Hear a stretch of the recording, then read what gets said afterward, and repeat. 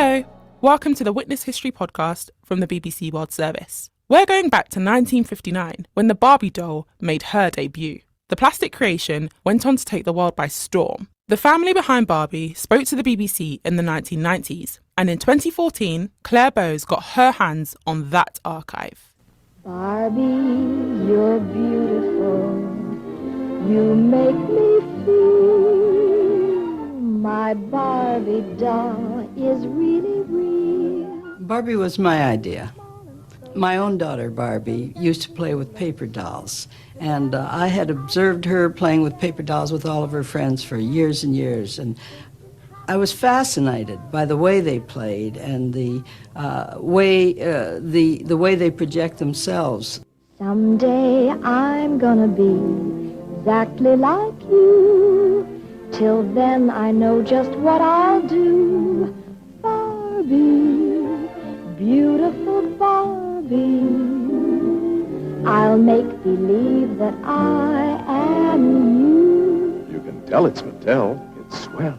Ruth Handler and her husband Elliot founded Mattel in a garage workshop in Southern California in 1945. It went on to become one of the biggest toy companies in the world. Arguably, its hardest working employee was a long-legged blonde with big breasts, a tiny waist and an eye for fashion. Her full name was Barbara Millicent Roberts. Barbie, the doll, was named after the Handler's daughter. And as the BBC's Alan Dean discovered when he spoke to them in 1997, Barbie was to have a profound impact on the family. Barbara hated being known as the inspiration for the Barbie doll.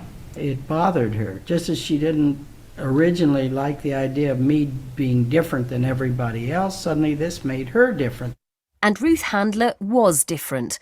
The woman who developed the doll, which would later be lambasted by feminists for presenting a beauty-obsessed caricature of womanhood, was herself a driven career woman. I felt tremendous guilt about being a mother away from my children because in those days there were no career women. Other women didn't know quite how to treat me. If we did go out to a social occasion, I found myself sitting with the men who were talking business. I would get away from the women who were talking children and clothes and makeup or whatever they were talking. Ruth and her husband Elliot made all the decisions together at Mattel, but for years he vetoed her idea for a fashion doll because in post-war America, little girls played with dolls that looked like babies. I used to try to express this idea to Elliot and to the other designers at Mattel, and I couldn't get any favorable reaction out of anyone. Elliot didn't understand, nor did our other designers. So gradually I gave up on the idea. But a few years later, the Handlers went on holiday to Switzerland. And we passed a toy store, and there in the window was a beautiful display of an adult figured doll, about 11 and a half, 12 inches tall. And this doll was sitting on a rope swing, dressed in very European ski clothes. And there were 6 or 7 other of the same dolls, each with a different European type ski outfit. Well, Barb and I thought the dolls were just gorgeous. We just flipped. The doll's name was Lily. Lily was a German doll. She was based on a comic strip published in a national newspaper. Marketed to both children and adults, Lily was sassy, sexy and very fashionable. At 15, Ruth's daughter Barbie was now too old for dolls, really, but she was taken with Lily. In choosing one to take home to the US, her mother Ruth had a flash of inspiration. And she couldn't make up her mind which one she wanted because each ski outfit was different. And so I said to the lady in the store, "Can I buy this doll and buy that costume?" And the lady in the store looked at me as if I was nuts. Only a crazy American would ask such a silly question. She said, "No, you want that costume, you buy that doll. You want this costume, you buy this doll." By then, my mind had clicked.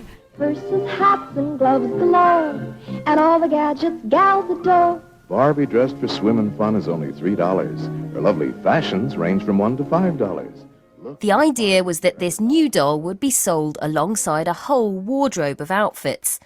Back in the US, Ruth Handler gave the Lily doll to her designers, and they got to work making her into their doll. We tried not to make her too beautiful. We were not anxious to have a beautiful doll because we felt if little girls were going to project themselves through this doll, we didn't want her to feel the little girl to be threatened by the beauty of Barbie.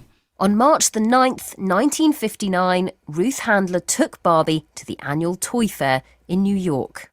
Half of our buyers really didn't like it. The men felt that women would not buy a doll with a woman's body, with breasts and narrow waistlines and narrow ankles and this adult, sexy-looking doll.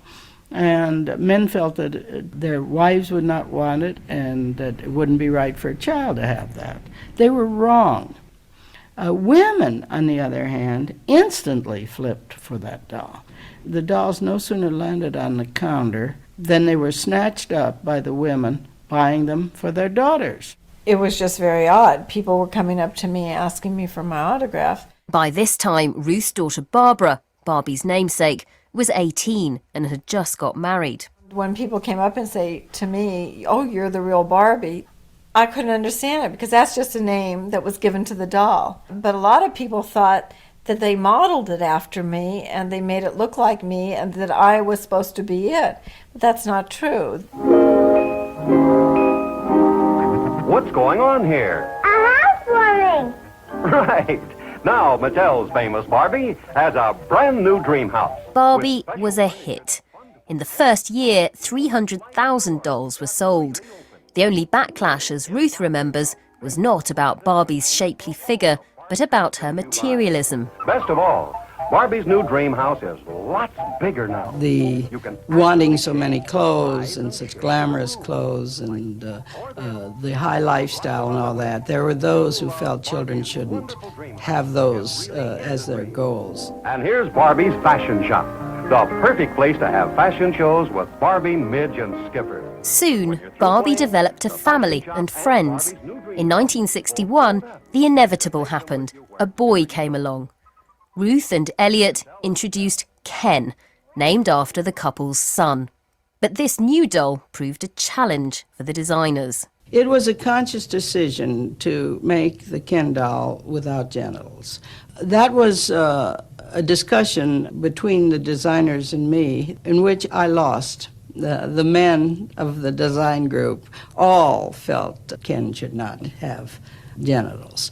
I wasn't sure. I argued for a little bump, and we did get a little bump as time went on. The Handlers left Mattel in 1975, but Ruth still kept track of her creation and regarded herself as Barbie's mom. The bottom line was that the doll was bought in ever-increasing amount through all the years, and she has never stopped being popular. 55 years on, Barbie is back in the black and white swimsuit outfit which launched her career and is appearing in Sports Illustrated magazine. Mattel says she's unapologetic about being accomplished and beautiful. Her creator, Ruth Handler, died in 2002. This episode of the Witness History podcast from the BBC World Service was presented by Claire Bowes. If you've enjoyed listening, why not leave us a review? And please share it with anyone you think would like to hear it. It really helps in letting people know about the amazing stories people tell us on Witness History.